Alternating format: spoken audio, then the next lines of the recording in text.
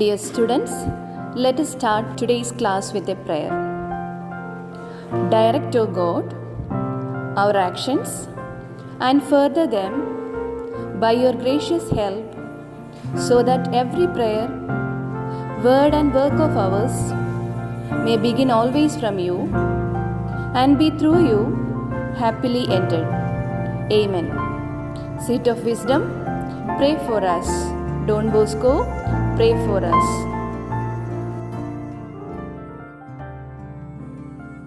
Good morning, my dear students. Hope all of you are fine and happy. Today, we are going to speak about a very important and very relevant topic. That is about family.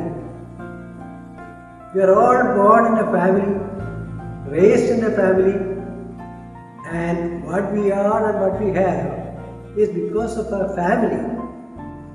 Therefore, it is very important that we understand more about family. Once, during a class, a teacher asked her kindergarten students to draw a picture of their family. The little ones got down to work immediately, and everyone finished drawing a picture of the family. Then the teacher collected the pictures. One little girl's drawing attracted her attention. The teacher appreciated the girl's work and asked her to bring her father to class the next day. The following day, little girl's father came to meet the teacher. And the teacher showed him the drawing of his daughter. She said, "Sir, your daughter has a very beautiful family. But where are you in this picture?" The father looked closely at the picture. He could see his wife, their son and daughter, their pet dog, their beautiful home, even the pretty flower pots in their porch. But he was not there. Dear friends, this story may be very simple, but it shows that at times the father or mother has no place in the mind and heart of the child. Maybe the father or mother has no time to spend with the child. Likely there are many challenges faced by families in today's society. But therefore, the relevance and need of a family is very, very crucial and important. To speak more about the family is a gift of God, and it's the first school of love. It's in the family that one learns to first receive love and then to give it. Trust, respect, sacrifice, patience, obedience, and all the basic virtues of goodness are sown first in the family. The Taittiriya Upanishads states about family: Madhudevo Bhava, Pidrudevo Bhava, Ajarya Devo Bhava, Aditi Devo Bhava. It means respect mother, father, guru, and guest. They are all forms or manifestations of God. As a child, our whole world is contained in the family, and it is in our parents that we first see the face of God. Now let us see the foundation of our life, which is the family. As a famous writer, William Bryan Logan speaks about two kinds of trees. One tree may be very tall, having a lot of branches, but they easily fall down when a strong wind comes. Why? Because that tree does not have deep and strong roots supporting it.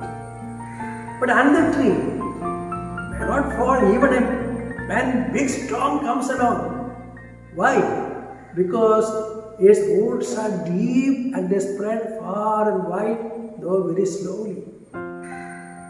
If our strong and healthy family we have, you will never fall or lose our balance. I am sure you have heard of Adolf Hitler. Why did he become such a cruel dictator? You will get the answer when we look back to his family situation. When he was a child, he did not have a loving and healthy family. His father was very abusive. His sister was deformed and his mother too was sick. Adolf Hitler experienced a lot of rejection and abuse in his family. Therefore, when he grew up, he caused great harm to millions of people and killed many of them. An individual can attain great achievements in life if he has strong roots in the family. Many eminent persons whom we respect today had a very good and healthy families. APJ Abdul Kalam was very fortunate to have such a model and good family. Children learn from a tender age what is acceptable behavior and what is not. Qualities like courtesy, respect for elders, politeness, and basic manners are better imbibed and retained when taught at home. It is in the family that everyone comes together and shares the toil and joy of the day. Hence, it is true, the saying, having somewhere to go is home, having someone to love is family, having both is a blessing. Dear friends, in our modern era, the families are changing roles. Great change is happening to the family. Till a decade ago, joint families were the norm, especially in India.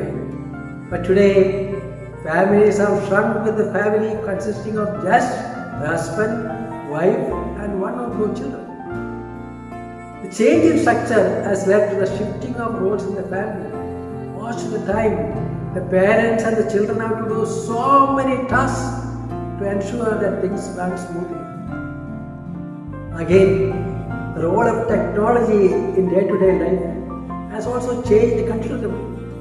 By being connected through mobile phones or the internet ensures that family members stay in touch with the family even when traveling for work or working late. It also runs the risk of becoming a proxy family. Gone are the days when grandparents were around to take care of the children while parents were away. Now many a time, children are left alone with gadgets and they in turn use the television or the internet to overcome their loneliness. In addition to these external challenges, many internal challenges are also prevalent in modern families. Equality in intellectual and professional spheres creates many ego problems and differences in opinions among the parents. Trivial issues may lead to serious ones which can even lead to separation or divorce. Now let us think about our own families. My family. There may be times we might look with envy at the family of our friends or family of our neighbors and we wish we were born there instead. However, my dear friends, the truth is that no family is perfect. Each family has its own set of challenges and struggles. Your family too might be facing its share of struggles. Maybe your parents don't agree on several issues. Maybe one parent is battling with alcoholism or unemployment or a severe financial crunch. All these are part of the challenges that life throws. Instead of being depressed or resentful, try to be resourceful in such situations and think of the ways you could help out the whole family. Some of the ways are given in the textbook, page 24.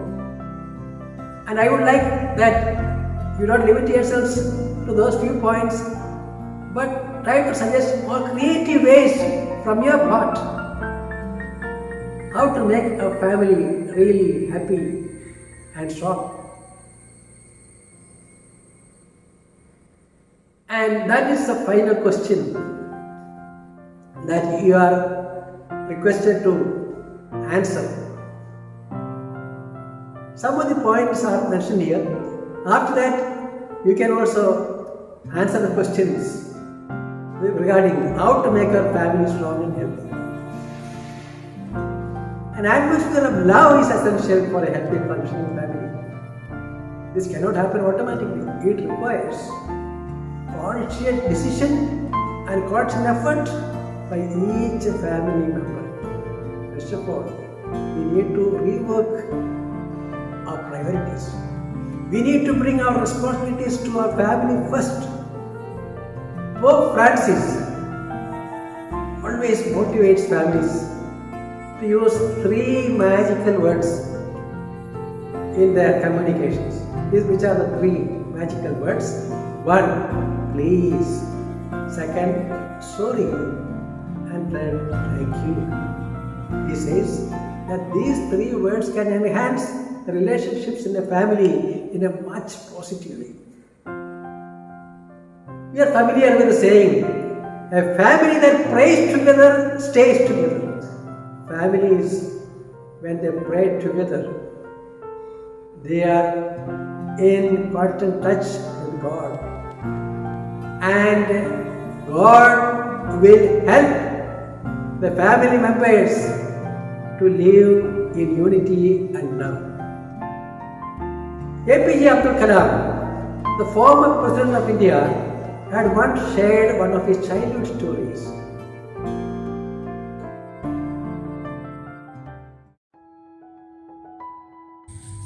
Dr. APJ Abdul Kalam, the former President of India, shares one of his childhood stories.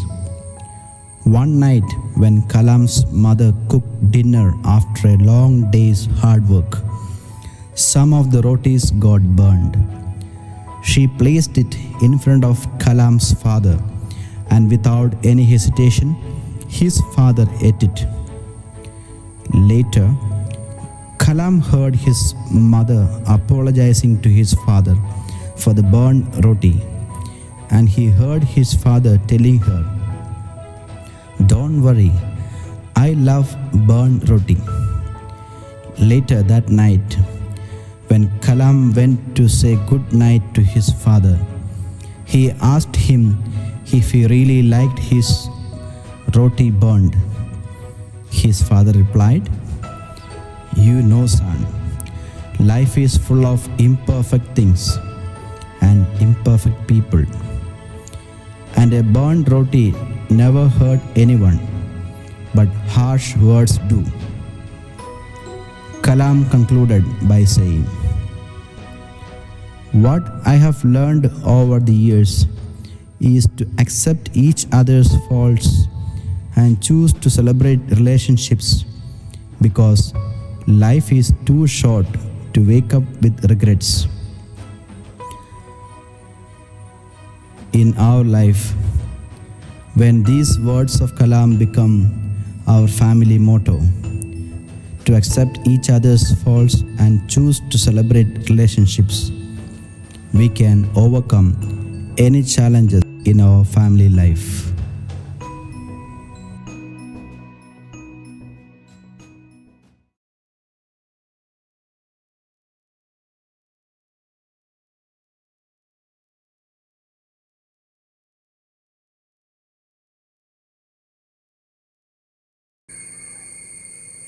Finally, I am reminding you about the assignment that is given in the text.